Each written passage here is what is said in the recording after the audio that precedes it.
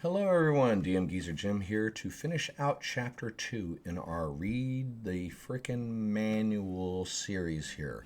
We're looking through the 2024 DM's Guide. We're going to finish up Chapter 2 with this episode. Maybe we're going to work on running combat. So actually I'm just going to do the running combat so I can add some commentary so the video doesn't go too long. But yeah, we're continuing the series. Shouldn't have to do too much of the intro. If this is the first time you're watching my video, go check the rest of the playlist out. The first one talks about all of the stuff. Let's get into reading. Enough blah blah blah. So, 2024 Dungeon Master's Guide, Chapter 2, Running the Game. We're looking at the running combat section now. You should have been familiar with the combat rules from the Players Handbook. If you have not looked at that, go look at that before you look at this, because you're not going to understand a lot. I'm going to put that comment out before I start reading. So, this section builds on the combat rules in the Player's Handbook and offers tips for keeping the game running smoothly when a fight breaks out. Rolling initiative. Combat starts when and only when you say it does. Some characters have abilities that trigger on an initiative roll. You, not the players, decide if and when initiative is rolled. A high-level barbarian can't just punch their paladin friend and roll initiative to regain expended uses of rage. In any situation where a character's actions initiate combat, you can give the acting character advantage on their initiative roll. For example, if a conversation with an NPC is cut short because the sorcerer is convinced that the NPC is a doppelganger and targets it with a chromatic orb spell, everyone then rolls initiative, and the sorcerer will do so with advantage. If the doppelganger rolls well, it might still act before the sorcerer's spell goes off, reflecting the monster's ability to anticipate the spell. Using initiative scores. You can get to the action of combat more quickly by using initiative scores instead of rolling. You might decide to use initiative scores just for characters, just for monsters, or both. Initiative scores for characters. A character's initiative score is typically 10 plus all modifiers to their initiative roll, including the dexterity modifier and any special modifiers. If you want your players to use initiative scores, have them record those scores on their character sheet and keep your own list of those scores. Initiative scores for monsters. A monster stat block in the monster manual includes its initiative score after its initiative bonus. Advantage and disadvantage. If a creature has advantage on initiative rolls, increase its initiative score by 5. If it has disadvantage, decrease that score by 5. The next section is tracking initiative. The following sections describe different methods for keeping track of who goes when in combat. A hidden list. You can track initiative on a list your players can't see using any of the following tools. Paper or a notebook behind the DM screen, a spreadsheet or document on a laptop or tablet, an app on your tablet or phone, index cards for each character and each group of identical monsters placed initiative order in a stack you cycle through.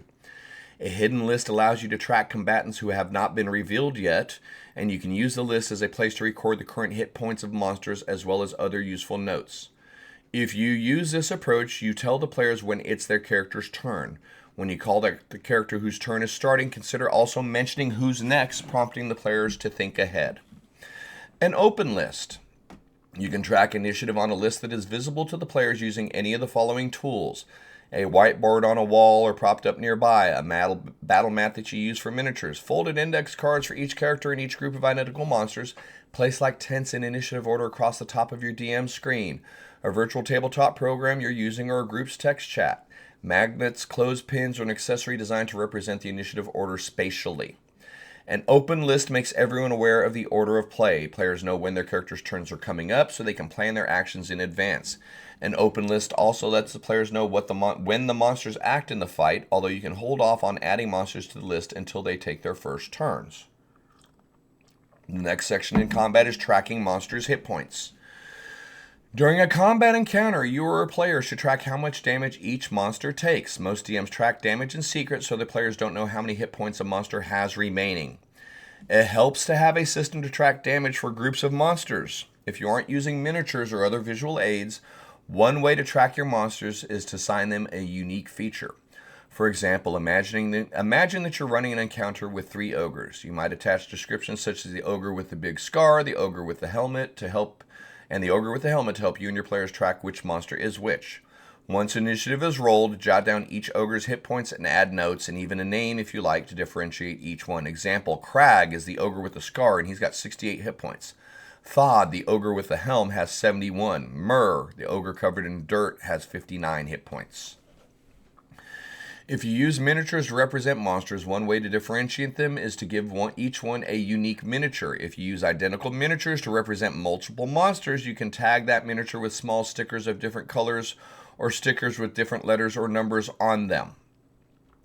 For example, in a combat encounter with the 3 ogres, you could use 3 identical ogre miniatures tagged with stickers marked A, B, C, respectively. To track the ogre's hit points, you can sort them by letter, then subtract damage from their hit points as they take it. Your records might look something like this after a few rounds of combat.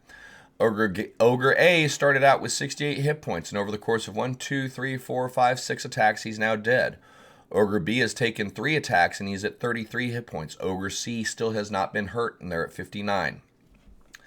Some DMs prefer to track how much damage a monster has taken, adding that to that number as the characters deal damage, instead of subtracting from the monster's hit points. Adding is generally easier than subtracting, and you can track damage on a visible list of initiatives, such as a whiteboard, without revealing to the players how many points the monsters have. The tracking might look like this. It's just the same figure as we had before, but it's starting out at 0 and moving up. So using and tracking conditions. Many rules and features in the game apply conditions to creatures. You can also apply conditions on the fly when it makes sense to do so. For example, the poison condition can reflect a variety of impairments from influenza to intoxication. You can track monsters' conditions wherever you track their hit points. Players should track any conditions affecting their characters as well. Character conditions could also be marked on index cards or a whiteboard. You might also mark index cards or sticky notes with conditions and their effects, or use tokens or some other tangible reminder. Then hand the cards, notes, or tokens to players when the characters have a condition. Putting a sticky note with the conditions rules on a player character sheet can help that player remember the effects of the conditions. You can also place tokens or colored plastic rings, these rings from soda bottles work well, on a creature's miniature, helping everyone remember which creatures are affected by conditions. The next section is miniatures.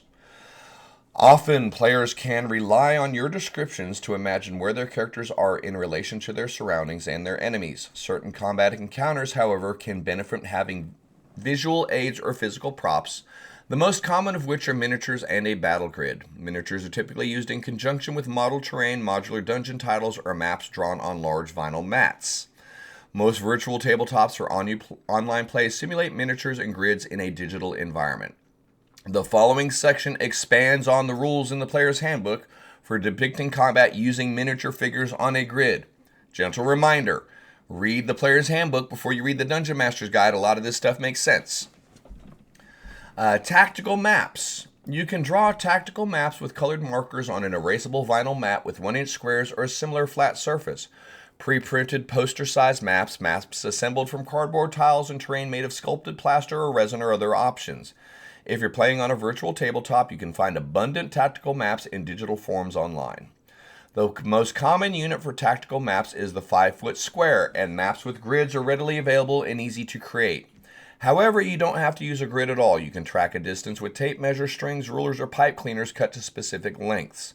Another option is a play surface covered by 1-inch hexagons, often called hexes, which makes movement more flexible while keeping the easy counting of a grid. Dungeon corridors with straight walls and right angles don't map easily onto hexes, however. Creature size and space. A creature's size determines how much space it occupies on squares or hexes, as shown in the creature size and space tables and the accompanying diagrams. If the miniature you use for a monster takes up an amount of space different from what's on the table, that's fine, but treat the monster as its official size for all rules. For example, you might use a miniature that has a large base to represent a huge giant. That giant takes up less space on the battlefield than its size suggests, but it is still huge for the purposes of rules like grappling. The next table is giving you creature sizes and spaces. Tiny through gargantuan, how many spaces in squares, how many of them can they take up, and how many spaces in hexes. So we're going to go from tiny all the way up to gargantuan and the area effects as well. Creatures of a tiny size. You can fit 4 tiny size per square, or 4 per hex. A small creature will take up 1 square as well as a medium creature. Likewise, they'll take up 1 hex each. A large creature is going to take up 4 squares, 2 by 2, or it'll be a 3 hex base pattern. A huge creature will take up 9 squares, a 3x3 or a 3x4 hex pattern. A huge is 3x3, and a gargantuan is 16, 4x4 or 12 hexes or more, depending on the size of it. Means it can get even bigger if you need it to. An area of effect, and here's a little chart that shows you how the size of each creature would look in play. Areas of effect. An area of effect must be translated onto squares or hexes to determine which potential targets are in the area. If the area has a point of origin, choose an intersection of squares or X's to be the point of origin, then follow its rules as normal. If an area of effect covers at least half a square or hex, the entire square or hex is affected. This is giving you a description of cover here. So line of sight is the next thing. To determine whether there is a line of sight between two spaces, pick a corner of one space and trace an imaginary line from that corner to any part of another space. If you can trace a line that doesn't pass through or touch an object or effect that blocks the vision, such as a stone wall, a thick curtain, or a dense cloud of fog, then there is line of sight. Cover. The accompanying diagrams illustrate the cover over squares or hexes. To determine whether a target has cover against an attack or other effect, choose a corner of the attacker's space or the point of an origin of an area of effect. Then trace imaginary lines from that corner to every other corner of any one square the target occupies. If 2 of these lines are blocked by an obstacle, the target has half cover. If 3 or 4 of these lines are blocked by the attacker effect, are blocked, but the attacker effect can still reach the target has 3/4 cover. On hexes, use the same procedure as above, drawing the line between the corners of the hexagons. The target has half cover if 1, 2, or 3 lines are blocked by an obstacle, and 3/4 if 4 or more lines are blocked, but the attack can still reach the target. Diagonal movement. The Player's Handbook presents a simple method for counting movement and measuring the range on a grid of squares. Count every square as 5 feet, even if the creature is moving or counting diagonally. While fast in play, this rule breaks the laws of geometry. If you want more accuracy, use the following rule. The first diagonal square counts as 5, but the second counts as 10. This pattern of 5 feet and then 10 feet continues whenever you're counting diagonally, even if the creature moves straight between the bits of original diagonal movement. For example, a character might move 1 square diagonally, 5 foot, then 3 squares straight, 15 feet, we're at 20 total, then another square diagonally for a total movement of 30 feet. Tracking positions at long range. If combat erupts between 2 groups that are hundreds of feet away from each other, try the following technique to keep track of who's where. Note paper. List all combatants on a piece of paper and keep a running tally of each creature's distance from the party's starting point. The party starts at 0 feet. As the characters advance, increase their numbers. As the monsters advance towards their characters, decrease their numbers. Adjust the grid scale. If you're using a battle grid, take a section of that grid and use it to track position, changing the scale so each square equals 30 feet. You don't need to be precise about the creature's position, just their distance from each other. Dice as range counters. Do away with the grid and put miniatures in their relative positions using dice next to each miniature to show how far they've traveled. You can use percentile dice or 3d10s with each representing a digit if the encounter begins between 100 and 1000, or use 1 or more d20s to show how many 5-foot or 10-foot squares the creatures have advanced. The next section is narration in combat. A lot of stuff here. We're gonna do some comments on this.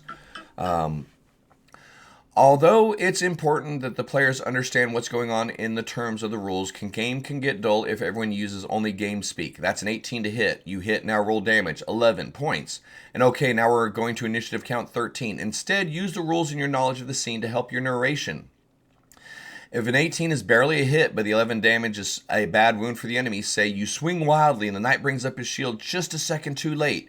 However, your blade catches him along the jaw, drawing a deep gash. He recoils, bleeding badly. As the characters fight monsters, you can reveal information to help the players make good choices, as described in the sections that follow.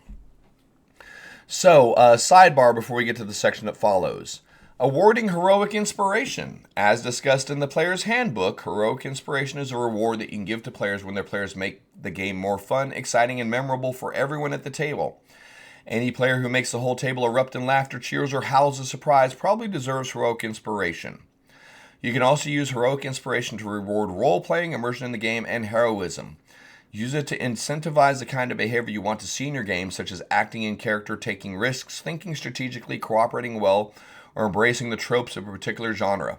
Make sure your use of heroic inspiration is aligned with the expectations you set out at the start of your game. See Chapter 1, Ensuring Fun for All. So, the loss of hit points. We're going back into, this is kind of more extension of narration in combat. You can give players a sense of how well they're doing against a creature by describing in narrative terms how hurt the creature is. For example, if the creature is bloodied, you might say the creature has visible wounds and appears beaten down. Such information gives the players a sense of progress and might spur them to press the attack. On the other hand, if the characters aren't damaging the creature much, let the players know the creature doesn't look hurt. That might encourage the players to change their plan. Abilities, strengths, and weaknesses. Share information with the players about the characteristics of the creature they fight as those characteristics become apparent. For example, if a wizard casts Firebolt against a fire elemental, a creature that has immunity to fire, let the player know the spell doesn't seem to bother the creature at all. Players might correctly guess that a creature made of fire probably wouldn't be harmed by Firebolt. Feel free to confirm their guesses. The next thing is actions in combat. When a monster takes an action in combat, the players need to have some idea of what's going on both in the fictional reality of the game and in terms of the rules of the game. This means that when an enemy with a crossbow takes a ready action to cover the area in front of a door, the player should have a pretty idea that if their characters move in front of that door, the enemy will shoot them. A monster's description in the monster manual often explains what's happening in the world while the monster is using its special actions. The describing action tables has descriptions you can use to explain what's going on when a creature takes one of the common actions available to all creatures. Describing the actions. The left column is the typical action. The right column is an example of a description of the action. So, for the dash action, the description could be dispensing with attacks. Your foe hurries across the room. The disengage action. The description could be careful not to drop its guard. Your foe edges away from you. The dodge action. Your foe watches you closely and tries to parry your attacks. The help action. While its ally attacks, your foe darts around, causing a distraction. Magic action. Your foe gestures in a deliberate manner and utters an invocation. The ready action. Your foe seems to be waiting for something, ready to act. You can combine those narrative descriptions with game rules. Dispensing with the attacks, your foe hurries across the room, taking the dash action. The next section is monsters casting spells. It's important that players can tell when their characters' opponents are casting spells, giving the characters the opportunity to cast counterspell or otherwise interfere with the spell casting. When a monster casts a spell, check the components it's using to describe its activities appropriately. If the spell has verbal components, the monster might chant, boldly proclaim, or hiss the mystic syllables of the spell. Somatic components involve the monster moving its hands or other appendages in graceful patterns, shaping them into angular positions or thrusting them sharply upwards. Finally, the monster might be holding a spellcasting focus or some other material component. Some monsters have the ability to ignore some or all of a spell's normal components, which might prevent characters from recognizing what the monster is doing. Similarly, when monsters use magical abilities that don't involve casting spells, make sure it's clear to the players that the monster is drawing on its unique magical abilities, not casting a spell that the characters could counter. The next section is keep combat moving. This is a big section here. It's a big chapter. Yeah, we're running combat's a lot of stuff in here. A lot of good techniques, a lot of good info. So, keeping combat moving. Sometimes even the best planned encounters can turn into a slog where no one's moving and neither side is hitting or dealing much damage to the other. When that happens, here are a few techniques you can use to get things moving again or bring the encounter to a speedy close. Don't repeat game states. When characters do something to change the tactical situation, don't respond by putting things back the way they were before. For example, if a character takes a disengage action to move away from a group of monsters, don't respond by having those same monsters chase the characters. Move the monster somewhere else. Hasten a monster's demise. If a combat has gone long enough and the character's victory is almost certain, you can simply have the monster drop dead. The players don't need to know it had 15 hit points left at the character's last attack. Ending hostilities. Most monsters can see if when a fight's not going their way or not going anywhere at all. A sapient monster might parley with the characters in an effort to get out of the situation alive. Suddenly a combat encounter turns into a social interaction as the monster and characters negotiate an end to their hostilities. A non-sapient monster might play dead or try to get the characters to stop attacking it, only to get up and run away as soon as it has the opportunity. See Fight or Flight later in this chapter for more suggestions. Add a combatant. To add excitement to a battle, consider adding a combatant. Maybe a monstrous predator wanders onto the scene where the characters are locked in battle with another foe. Or maybe the noise of the ongoing combat attracts the attention of nearby dungeon denizens. The new combatants might attack both the characters and their foes, or it might join one side or the other. Each time one or more new combatants join the encounter, roll initiative for them and weave them into the initiative order. Change the terrain. Consider changing a battle's terrain to introduce a new element and give combatants a reason to move around. Perhaps a powerful attack or an explosive spell topples a column, shatters a wall, or breaks up the floor. Maybe a fissure opens in the floor, releasing noxious vapors, obscuring smoke, or lava. Magic could tear open the boundaries between planes of existence, unleashing raw elements or other planar energy. Perhaps a monster's desperation causes wild magic to warp the fabric of reality. You can use the environmental effects, hazards, and traps in Chapter 3 to represent these effects. Change the monster. You can transform one monster into another to keep a fight interesting. Maybe a warg splits opening and a gibbering mather spills out to take its place. Or a cultist is consumed in a pill of infernal flame and a devil erupts from the ashes. You can also alter a monster's stat block in subtle ways in the middle of combat. For example, you might decide that a monster flies into a frenzy when it's bloodied, giving advantage on its attack rolls and giving the characters advantage on attack rolls against it as well, speeding the fight to an end. The next section is adjusting difficulty. Many of the same techniques that help keep combat moving can also be useful in situations where a combat encounter is either harder or easier than you anticipated and you need to adjust it. Monsters might initiate negotiations when they're winning, allowing overmatched characters a chance to surrender or retreat. One of the monsters might switch sides and help the characters defeat its kin for noble or selfish reasons. A change of terrain can provide characters a chance to escape or give overmatched monsters an edge. Fight or flight. Few creatures fight to the death. Nearly all creatures have survival instincts that cause them to reevaluate their tactics in the face of their own destruction. Sapient creatures confronted by obviously more numerous or powerful opponents usually try to avoid battle, but brave, desperate, or devoted creatures might never retreat from a battle. If you can't decide whether a creature is willing to fight, have it make a DC 10 Wisdom saving throw before initiative is rolled. You can set the DC higher or lower if you like. On a failed save, the creature either flees or tries to parley with the enemy, see avoiding or ending a fight below. On a successful save, the creature is willing to fight. When dealing with a group of creatures, the leader makes a saving throw on behalf of the group. When creatures that are already engaged in battle realize they're likely to lose, they usually try to exit that battle. A monster is likely to flee if either of the following is true. The monster starts its turn bloodied, and more than half of its allies are dead or have the incapacitated condition, while no one is dead or incapacitated on the other side. The monster starts its turn bloodied and has the frightened condition. In those circumstances, you can decide that a monster flees, or you can have it make a DC 10 Wisdom saving throw and flee or parley on a failed save. In general, if it's obvious to you that a creature is going to lose, assume it's obvious to the creature as well. And the next section here, and I think the last section in running combat, is avoiding or ending a fight. A creature that wishes to end or avoid a fight has two options. Flight. The creature can retreat or run away on its turn. Select a destination for the fleeing party, such as a known place of safety, perhaps a room with a door that can be closed and barred. If the opponent's pursuer, you can use the chases section in Chapter 3 to help educate what happens. Parley. A parley is an attempt to settle the conflict non-violently. The side that wishes to end or avoid combat offers to surrender or proposes some sort of exchange. If one side wants to parley in the middle of combat and the other side agrees, you can suspend the initiative order for some interaction.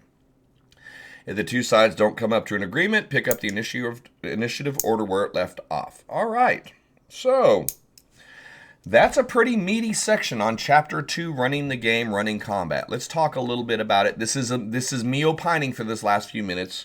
If you don't want to hear my opinion, you're just here for the words, you can push stop now and come back for the next video. I'm not going to blame you. But I do feel that I got to put a little bit of input on some of this stuff.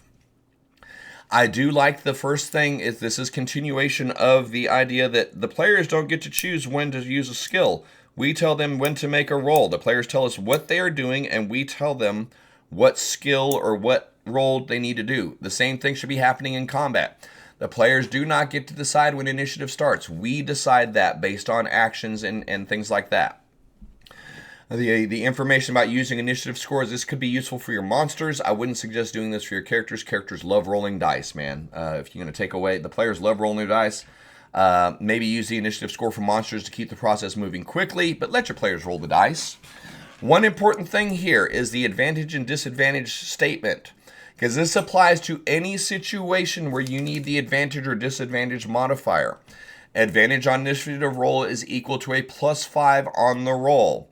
A disadvantage is equal to a -5, typically speaking. So they talked about that in the Players Handbook, but this is the first official mention of that equation in the Dungeon Master's Guide.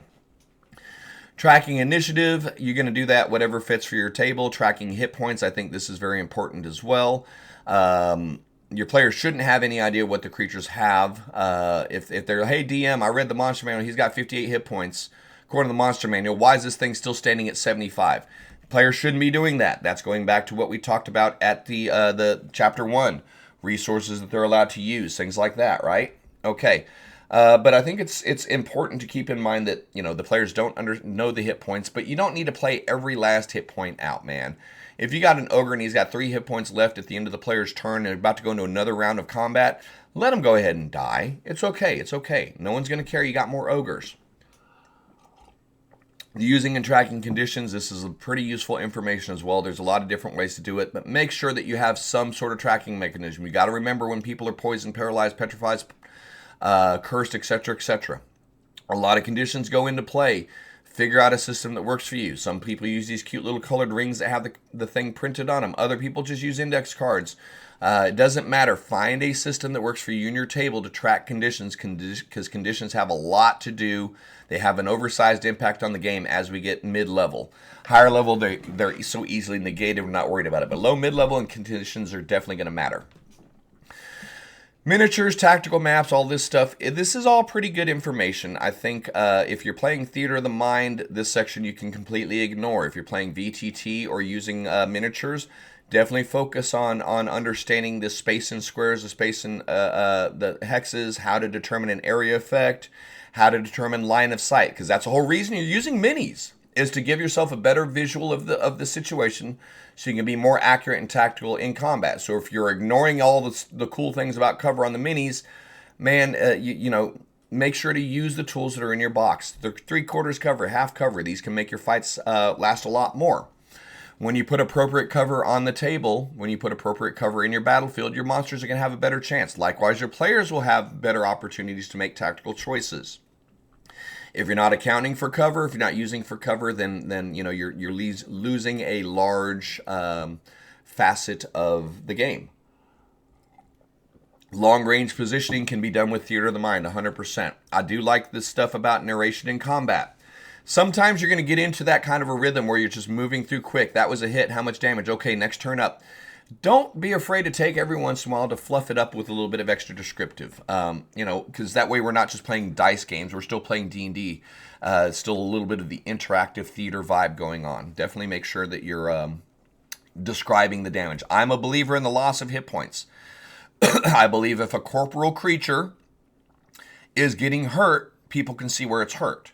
And if it's getting really hurt, the party can tell what's really hurt. So if you expect them to do things such as tactical decisions like focus fire, burning down one before we get to the other one, focusing on the yard trash before we get to the boss or whatever, they need to have an idea of the situation in combat. I typically say slightly wounded, lightly wounded, moderately wounded, seriously wounded, critically wounded. I give them a few different steps in there. That way they can just, oh, he's slightly wounded, that one's critically wounded. Let's focus on the critical guy, then we can get to slightly wounded. And likewise with your ability, strength, and weaknesses. You should not have your players continue wasting spells on something that's resistant. They should be aware immediately if their hit wasn't as effective as their die said. I bring down my maul on this creature and I roll for 17 damage. Is your maul magical? No, it's not. So although you put all of your might into this swing and you square away and bring this down perfectly on the collarbone shoulder area, it just slightly staggers the creature, seeming to not really affect it as it only takes half damage. The player should then be aware, oh shit, this thing's got resistance to non-magical. Guys, be ready. So make sure that you are giving your players the opportunity to learn the strengths and weaknesses. You don't, and you should never read them the stat block at the start of a fight. Let them find out as they experience, but don't try to hide things, and don't try to, oh, well, you guys are going to waste 11 spell slots on fire before you figure out it's immune. No. You don't want to do that. So the actions in combat, this is useful, adding a little bit more fluff to things, keeping combat moving. I disagree with some of this, okay? I disagree with a couple of these. For example, don't repeat game states. If it's tactically beneficial for my hobgoblin to move up onto the wizard that just ran away from me, I'm going to move up onto him. It shouldn't be a situation, oh, well, shucks, he moved out of range. I guess I'll run the other way to the battlefield and fight the paladin instead. I disagree with some of these things. You need to make sense with your creatures, okay? If the smart thing was to attack the healer and the healer moves away, this thing says don't follow him. I disagree with that. Continue using your tactical sense to keep combat challenging. Hasting a monster's demise is a good call. There's no reason to fight down every goblin that's got 11 hit points. He's got 1 hit point left. Let him die at 12. It's okay. Ending hostilities can be challenging. Changing the terrain is a good thing, and changing the monsters. If you want to do multi-stage fights, that's definitely some good advice. Adjusting the difficulty of encounter. If they're winning, negotiate. If they're losing, retreat. Be aware that most players in modern D&D are going to hunt down the retreating monsters. So if you plan on retreating a lot, make sure that you give yourself enough battle map to account for the players killing all the dudes as they run away. Every player turns into a murder hobo when the creatures start retreating. So be aware of that. Fight or flight is a noble idea, but when we get into combat, my experience running 20 games a month for 60 plus different players is they don't let the bad guys retreat, even when it makes sense. So kind of keep that in mind. If you have some schmuck that's in the back of the field 100 feet away and sees 5 dudes die, then yeah, go ahead and have him get away. That makes sense. He shouldn't charge into combat alone. But a combatant that's engaged with your fighter that turns to run, he's just going to die tired. Your fighter's going to run down and hunt him down. So those are my tips and opinions on the running combat. There's a lot of good stuff here, but above all else, make sure that you've read the combat rules in the Player's Handbook. A lot of these things are techniques that will help you enforce the combat rules and engage your players in more entertaining combat instead of just roll to hit, roll to damage, next turn roll to hit, roll to damage, my turn I hit you. We want to add a little bit more spice and fluff to it. We can make combat encounters a little bit more cinematic, but above all else, you need to keep track of the pace of combat. Keep the combat moving. Combat can turn into a slog a lot of times. Some of the jokes is a 6-round fight actually took 36 seconds in game time, but it took almost 2 hours in real time to figure out. Yeah, pay attention to pace of combat. Keep it moving. Every little critter out there doesn't need to have its full complement. Go ahead and have stuff retreat as necessary and all of that. But yeah, I'm going to go ahead and end this little section here. I think most of the running combat section is self-explanatory. But as always, if you have questions, you have comments, drop them in the comments section. Love to engage you, and feel free to join us over on my Twitch channel, 11 a.m. to 1 p.m. Central Standard Time. U.S. Central Standard Time, Tuesdays through Saturdays, because we talk about a lot of this stuff in application. We talk about homebrewing stuff. We talk about building adventures, using adventures. So a lot of what we're talking about here in theory gets put into practice on Twitch. So feel free to join us there. But either way, thank you so much for your time. We are almost done with Chapter 2. My next video will finish up with character advancement, and we'll start Chapter 3. Y'all be safe. We'll see you soon.